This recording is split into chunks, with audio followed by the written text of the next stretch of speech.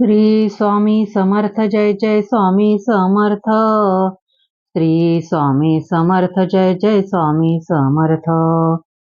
गिरनार पर्वतावर स्वामींनी सेवादासाला श्री दत्तात्रेयाच्या रूपात दर्शन दिले आणि स्वामी एकदम अंतर्ज्ञान पावले. क्षणार्धात आंबेजोगाई येथे प्रकट झाले. तेथे ते गुराख्याच्या वेशात गुराख्यांबरोबर लहान लहान मुलांबरोबर सारखे बालभावनेने रममाण होऊ लागले. कुणालाच कळले नाही की आपल्यात श्री दत्तावतारी स्वामी समर्थ वावरत आहेत. त्या गुराख्यांमध्ये एक 5 वर्षाची अतिशय सुंदर मोहक मुलगी वावरत होती. खरे तर ती योगभ्रष्ट होती. स्वामींना गुराख्यांबरोबर वावरताना तिने पाहिले आणि त्या तेजस्वी पुरुषाविषयी तिच्या मनात आकर्षण निर्माण झाले. ती समर्थांना कथा सांगायची, घरची भाकरी मोठ्या प्रेमाने आणून द्यायची. तिच्या मनात स्वामींविषयी अतिशय पवित्र आणि निरागस भाव होते, म्हणून समर्थ तिच्या हातची भाकरी मोठ्या प्रेमाने खायचे. स्वामींच्या नित्य सहवासामुळे तिच्या मनात स्वामींविषयी भक्तिभाव दाटून आला. तिचे डोळे आता स्वामी कृपेने लकाकू लागले होते. तिचे मन स्वामी प्रिय झाले होते. स्वामींना ह्याची कल्पना होती. स्वामींना रोज घरची भाकरी जणू नैवेद्य म्हणूनच ती अर्पण करायची आणि स्वामी त्या लहान गोंडस मुलीच्या हातचा भाकरीचा प्रसाद म्हणून मोठ्या प्रेमाने स्वीकार करायचे. अशा ह्या स्वामी भक्त मुलीच्या आई वडिलांना मनात एक विलक्षण कल्पना चमकून गेली. गावात एक अत्यंत श्रीमंत परंतु निपुत्रिक सावकार राहत होता. मूल नाही याचे दुःख त्याला होते. त्या सावकाराला आपण आपली मुलाचा सुंदर वेश चढवून द्यायची. मुलगी लहान असल्यामुळे ती या वयात मुलगा म्हणूनच वेश पालटल्यावर शोभून दिसेल. आपण हिला सावकाराला दिली तर निदान तिचे आयुष्य चांगले जाईल आणि सावकाराने आपल्यावर या निमित्ताने आर्थिक कृपा केली तर आपली गरिबी कदाचित संपुष्टात येईल. त्याप्रमाणे त्या मुलीचे सुंदर वेषांतर करून त्यांनी आपली मुलगी सावकाराला अर्पण केली. सावकाराला खूप आनंद झाला. ती मुलगी सावकाराकडे मुलासारखी वाढू लागली. स्वामींचे हजारो भक्त होते, परंतु सर्वात लहान भक्त म्हणजे ती 5 वर्षाची मुलगी होती. खरे तर तिला परमेश्वराची भक्ती म्हणजे काय हे कळण्याचे सुद्धा वय नव्हते. ती योगभ्रष्ट होती. केवळ काही काळ ती या पृथ्वीवर आली होती. स्वामींच्या कृपेने तिला सन्मार्ग सापडणार होता. स्वामींना मोठ्या प्रेमाने भाकरी खिलवणारी ही 5 वर्षाची चिमुरडी पोर आणि पंढरपुरातल्या श्री विठ्ठलाच्या मूर्तीला घास भरवणारा 5 वर्षाचा छोटा नामदेव ही एकाच भक्तीची लक्षणे होती. परमेश्वराला प्रत्यक्ष घास भरवणारे हे 2 छोटे भक्त श्रेष्ठ दर्जाचे उपासक होते. माझ्या परमप्रिय स्वामी भक्तांनो, स्वामींचे स्मरण कुठल्याही वयात करता येते. हा दिव्य संदेश आपण घ्यायचा आणि प्रत्यक्ष उपासनेतच घालवायचा. स्वामींचे त्या छोट्या मुलीवर अतिशय प्रेम होते. मुलीचे वेषांतर करून गावातल्या सावकाराला तिच्या आई वडिलांनी मुलगा म्हणून तिला अर्पण केले हे त्यांना ठाऊक होते. आता ती मुलगा म्हणून स्वामींकडे रोज दर्शनाला यायची आणि स्वामींना उत्तमोत्तम पदार्थ नैवेद्य म्हणून आणायची. सावकाराला समाधान होते की आपला हा मुलगा देवभक्त आहे. थोड्याच दिवसात सावकाराच्या लक्षात आले की मुलगा मोठा होतो आहे, तर त्याचे लग्न लवकर उरकून घेऊया. त्याप्रमाणे सावकाराने गावातल्या प्रतिष्ठित लोकांना सांगितले की आपल्या मुलांसाठी सुंदर मुलगी सुचवा. त्याप्रमाणे गंगाखेड या गावातल्या एका छोट्या मुली बरोबर लग्न करायचे ठरले. लग्नाची जय्यत तयारी झाली. खरे तर ह्या मुलीला हे ठाऊक होते की आपण मुलगा नसून मुलगी आहोत. ती मनात खूप घाबरली होती. काय करावे ते तिला कळत नव्हते. ती फक्त स्वामींच्या स्मरणात अष्टप्रहार दंग राहू लागली.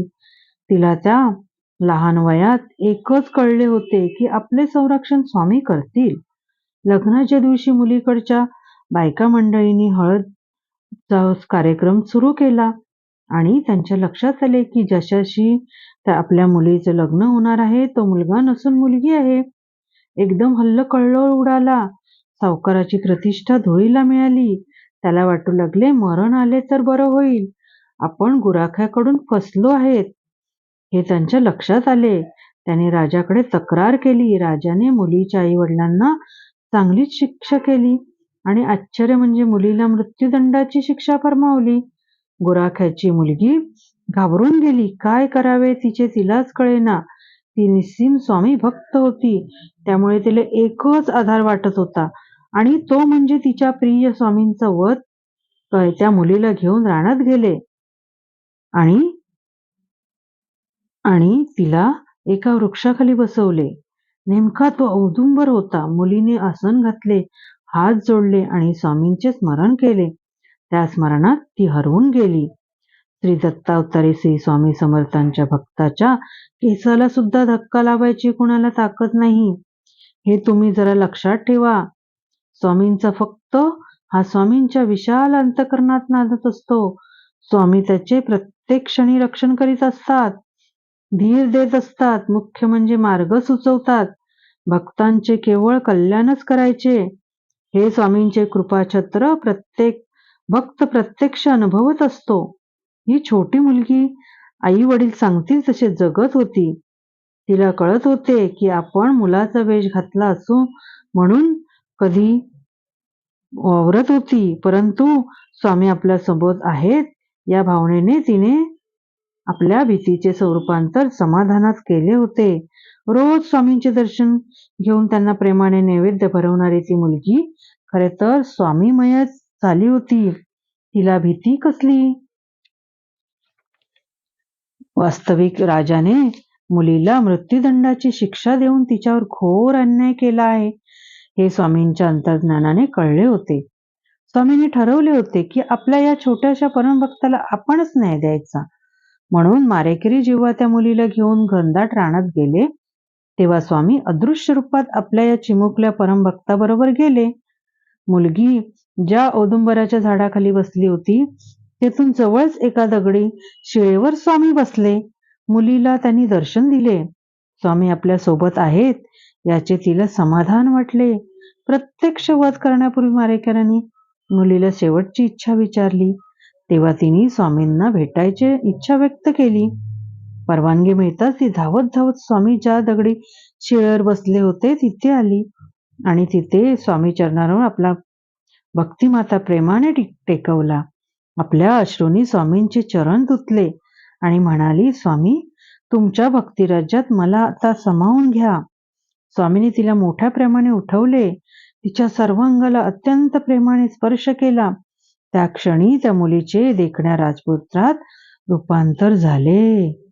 स्वामींनी मारेकऱ्यांना खुणेने जवळ बोलवले आणि सांगितले, तुमच्या राजाला आणि सावकाराला ताबडतोब किती घेऊन या. ते दोघी आल्यावर स्वामी म्हणाले, स्वामी म्हणती सकळी का मुलगा की मुलगी पहाने का, परीक्षा करा अवलोका या बालका दुष्ट हो. स्वामींचे ते वचन ऐकल्यावर दोघेही स्वामींच्या चरणावर कोसळले. त्यांनी स्वामींची क्षमा मागितली. सगळा गाव लोटला. स्वामींची ती अतर्क्य लीला पाहून सर्वांची खात्री पटली की स्वामी प्रत्यक्ष श्री दत्तात्रयाचे अवतारच आहेत. सावकाराने आपल्या या राजपिंड्या मुलाला वाजत गाजत पुन्हा घरी आणले आणि थाटात विवाह करून दिला. स्वामींनी दोघांना आशीर्वाद दिला. आपल्या भक्तांवर संतुष्ट असणाऱ्या स्वामी समर्थांनी आजपर त्या सर्वांना प्रेमाने जवळ केले आणि अभय दिले. काही संकट आले तरी अजिबात घाबरू नका, मी तुमच्या सोबत आहे. तुमचा हात मी माझ्या हातात घट्ट धरला आहे. काळजी अजिबात करू नका. आपल्या परमभक्तावर त्यांची गरुड नजर सतत असते. म्हणून माझ्या प्राणप्रिय स्वामी भक्तांनो, तुम्ही सतत स्वामींच्या नामस्मरणातच राहा. त्यांच्या चरणाशी मनाने विलीन व्हा. या आपल्या छोट्या भक्ताला राजाने न्याय दिला नाही, परंतु स्वामींनी असा न्याय दिला की कुठल्याही सम्राटाला सुद्धा ते कदापि देता आला नसता. म्हणूनच मर्त्य माणसाकडून न्यायाची अपेक्षा न बाळगता स्वामींच्या सहवासात राहून त्यांच्या अखंड कृपेचा भक्त अनुभव घ्या, म्हणजे झाले. आता आपण स्वामींच्या समर्थ कृपातारकाचे मंत्र म्हणूया.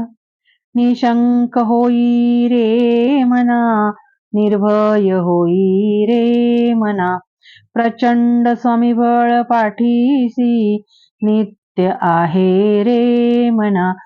आतर्क्य अवधूत हे स्मरणगामी, अशक्य ही शक्य करतील स्वामी, अशक्य ही शक्य करतील स्वामी.